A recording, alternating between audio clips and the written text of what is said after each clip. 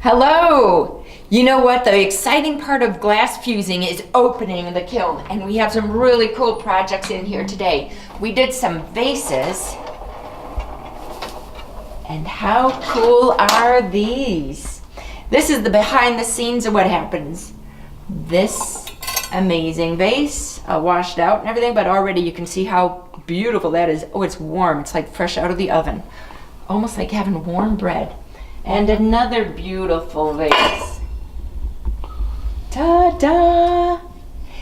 And just to give a little bit of, well, these are all different styles. Another really pretty one.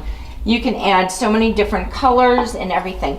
But I'll show you, this is what it started like before they went into the kiln. And so a student would come in, add what they want on their piece, and it gets fired once flat so that everything sticks together. And then the second firing is how I set this up, and I set it up by putting the piece, the glass, on top of these molds here. And then you see what happens when they are done. They come out as beautiful vases.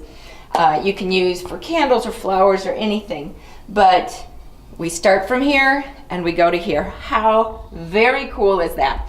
And thank you for stopping by Alchemy Art Studio. Thanks.